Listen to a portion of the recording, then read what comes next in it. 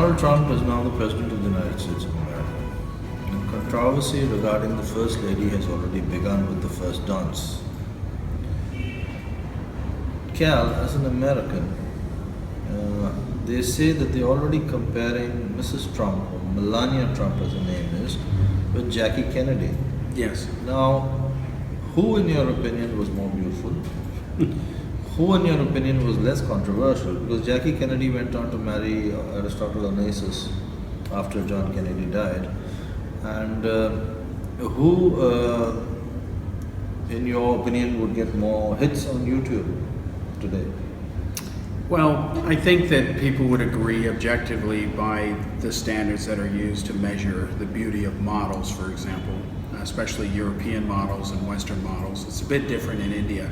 I've actually been a judge at several modeling events over the years, and I'm happy to say in the last couple of contests I picked the winners. The first time I did it, it was a disaster. I was judging these Indian women by Western standards, the real thin models. I was told by my fellow judges that the Indians like a little bit more meat on their women. So, Melania Trump used to be a professional model, a very highly rated professional model. There are nude photographs of her out on the internet that have long been in the public record. Trump was asked about them because the media was trying to stir up a fake controversy. He says he has no problem with them. He knew who he was marrying. I have no problem with it. Even if I did, it wouldn't matter. If I had to, as a judge, having received awards for being a judge at events, I would say Melania Trump hands down. Jackie Kennedy did not have the type of figure that Melania Trump does. She didn't fill a dress the same way.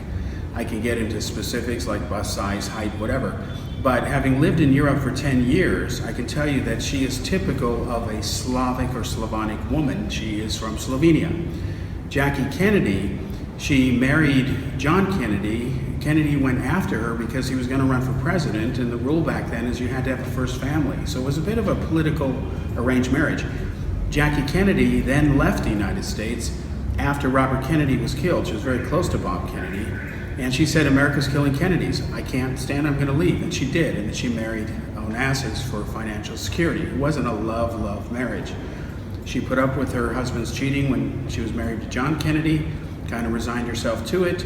But it's a very different era now. This is Trump's third wife. They seem to be genuinely happy. There's only one recorded instance of infidelity. She's forgiven him. That was a long time ago. The media has not made much of that issue ever since Bill Clinton was busted and nailed for perjury and impeached.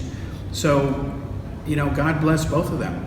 You look at the dress she wore yesterday, and even Trump's critics are saying, as you said, that she reminded people of Jackie Kennedy, because it's been a while since Jackie Kennedy that we've had that kind of fashion grace in the White House.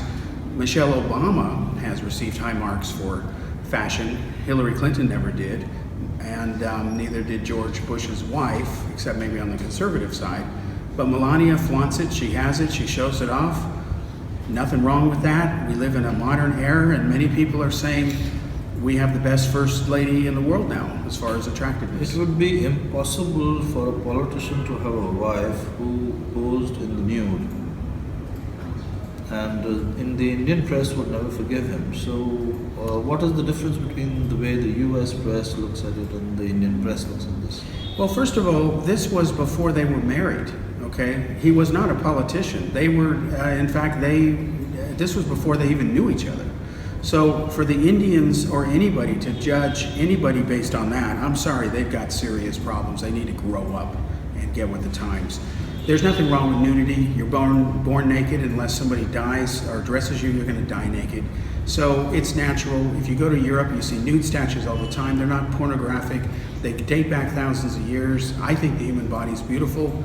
I think nature's beautiful. And this conservative stuff is really holding back, I think, the progressive, forward evolution of the human race. There's nothing dirty about it. I'll tell you a true story real quick. Iran has now imprisoned a female bodybuilder who was working up the ranks because she posed wearing a standard workout top. They said she could only compete in bodybuilding contests being fully covered. How can you win a bodybuilding contest when the judges can't see your body? That's stupid. And yet she's in prison now because she doesn't have 50,000 American dollars to free herself.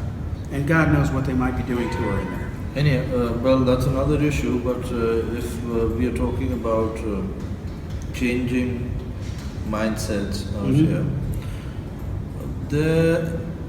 it would be a big scandal in India, actually, if... But that's India. That's not Europe, then, that's not the other America. thing you mentioned about Melania Trump was that she's a Slavic woman, right? Yes.